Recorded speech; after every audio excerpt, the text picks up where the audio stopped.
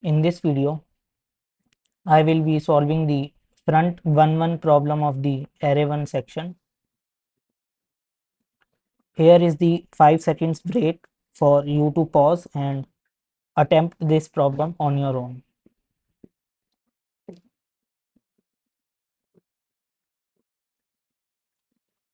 Alright, let's read the problem statement. Given two int arrays A and B of any length, return a new array with the first element of each array. If either array is length 0, ignore that array. So in the front 1-1 method, we will be given two integer arrays A and B, and we are required to return back an integer array containing the first elements from each of the past array. But in order to fetch the first elements from each of the array, the length of that array should be at least 1. In first example, we are having 1, 2, 3 as A and 7, 9, 8 as B. So we fetch 1 and 7 as the first elements and create an array from those and return it back. In second example, both of the arrays contain exactly 1 elements and we are using those elements in the resulting array. In the third example, only the first element or first array is having length greater than 1, but the second array is empty.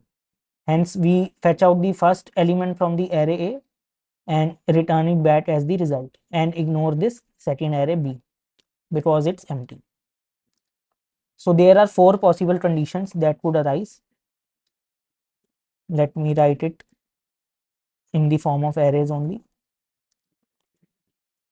In case A contains one or more elements, where this ellipsis represents one or more elements, and similarly B also contains one or more elements, then we can make an array from the first elements of both the arrays and return it back. Second is only first contains one or more elements, but second is an empty array. In that case, we can only fetch out the first element from array A and ignore the array B and return it back.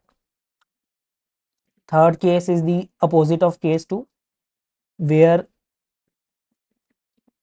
A is an empty array, but B contains more than one or more elements. So we ignore the array A and fetch the first element from array B and return that array back.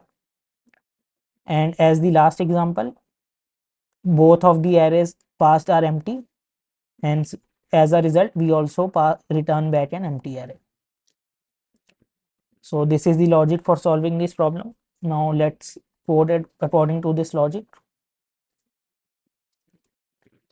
We can maintain two variables to capture the length. Int a len would be a dot length, and similarly b len would be b dot length. First case is both of the arrays are not empty and b dot len is greater than b len is greater than 0. In this case, we return a new anonymous array containing the first elements from both A and B. Else if only A is a non-empty array, in this case we return an anonymous array containing the first element from array A and ignore the array B. Else if B is a non-empty array, in this case we can ignore the array A and return an anonymous array containing only the first element from array B. If these three conditions are not met, then only one condition is left, that is both of the arrays are empty. In that case, we can safely return an empty array as the result. Now let's run the test cases and verify.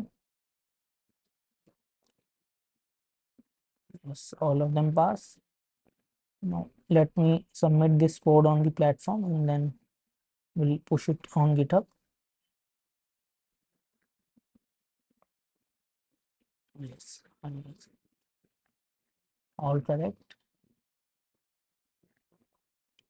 and it's not done.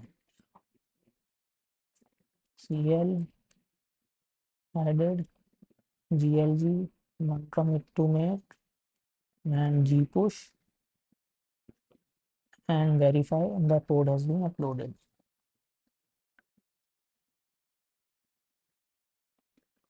Done.